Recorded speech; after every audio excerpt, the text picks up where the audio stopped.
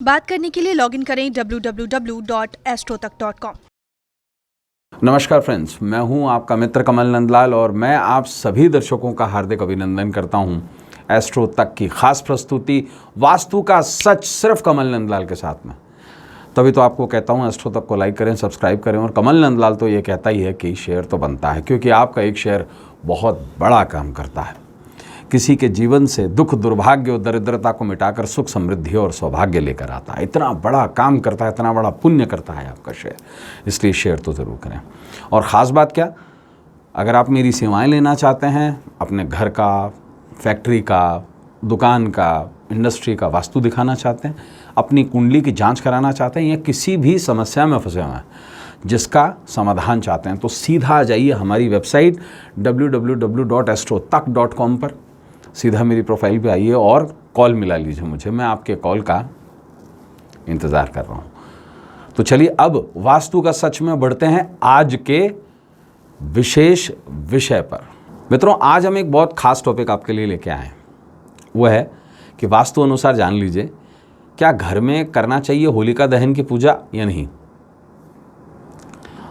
देखिए, मूलतः होता यह है भारतीय समाज में कि हम एक सार्वजनिक रूप से होली मनाते हैं। पहले साल में जब होली का पर्व आता था तब पूरे शहर में, पूरे ग्राम में एक होली जलाई जाती थी और उसके लिए चुनी जाती थी दक्षिण पूर्व दिशा।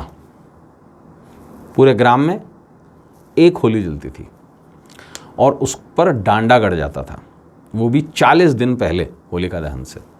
और उस पर बच्चे जब कभी भी जंगल में या खेत में जाते थे तो लकड़ियाँ या खरपतवार लेकर जमा करते थे।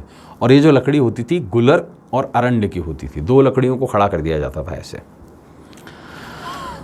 मूलतः अब ये प्रोसेस बंद हो गया है। अब हर कॉलोनी में, हर सोसाइटी में होली जलती है छोटी सी।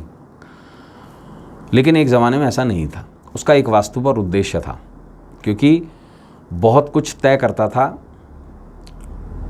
होली पर कि होली जो है वो कैसे हमारे जीवन पर इफ़ेक्ट ले जाती है। मूलतः होली का जो अग्नि है उसको घर में लाने के कुछ साइंटिफिक रीज़न है।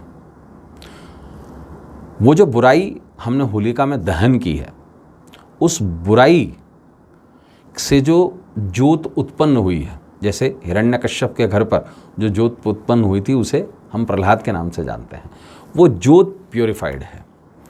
उसी होलिका में हम प्रहलाद को भी रखते हैं जो प्योरीफाइड होता है।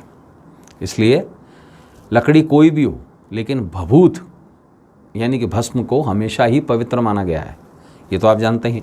और आयुर्वेद और वास्तु का भी एक नियम है, वो ये कि कोई भी चीज़ बहुत ज़्यादा प्योरीफाइड होती है। इसलिए घर में होलिका दहन के पश्चात उसकी अग्नि लाकर उसका पूजन किया जाता है। अब ये पूजन हमेशा घर की दक्षिण पूर्व दिशा में किया जाना चाहिए। और कुछ लोग उसके कंडे भी जलाते हैं, इसके बारे में भी आपको जानकारी देते हैं। और साथ में आपको ये भी बताते हैं कि होलिका दहन मूलतः घर में करना श्रेयस्कर माना जाता है। साथ के अंदर आने वाले एपिसोड्स में हम आपको ये भी बताएंगे कि किस प्रकार और किस दिशा में आप घर में होली का पूजन करें।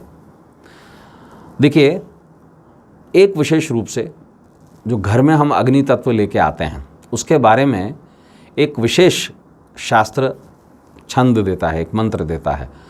अहुकुटा भयसते कृताम त्वम होली बलिशः अस्त्वामा पूजयाशमि भूति भूति प्रदिनियम। इस मंत्र का हम उच्चारण भी करते हैं होलिका पे, और इसका मतलब होता है कि ये एक ऐसी आहुति है जिसमें पाप जल जाते हैं, जिसमें बुराइयां जल जाती हैं। इसलिए उस पवित्र अग्नि को घर में ज़रूर लाना चाहिए। और विशेष रूप से अब हम अगले एपिसोड में आपको ये ज़रूर बताएंगे कि होलिका दहन से क्या है आपकी सेहत का कनेक्शन, और उसके अगले एपिसोड में घर में किस प्रकार करें आप वास्तु के अनुसार होलिका पूजन, ये भी आपको बताएंगे। तो मित्रों, आज के लिए बस इतना ही। कल आपसे फिर मुलाकात होगी वास्तु का सच में, जहां वास्तु के माध्यम से करेंगे हम आपकी समस्या का समाधान और आपको वास्तु के सच के माध्यम से बताएंगे शास्त्र अनुसार वास्तु किस प्रकार से आपके जीवन में तथास्तु बन जाता है। इजाज़त दीजिए, लेकिन जाने से पहले ज़रूर कहूँगा कि आपको एस्ट्रो तक को लाइक करें, सब्सक्राइब करें और शेयर ज़रूर करें, पुण्य ज़रूर कमाएं। और ख़ास बात क्या, मेरी सेवाएं लेने के लिए सीधा आ जाइए हमारी वेबसाइट www.astrotak.com पर, सीधा मुझे मेरे प्रोफाइल पे जाके कॉल मिला लीजिए। मैं आपके कॉल का इंतज़ार कर रहा हूँ। इजाज़त दीजिए, नमस्कार, नमः शिवाय।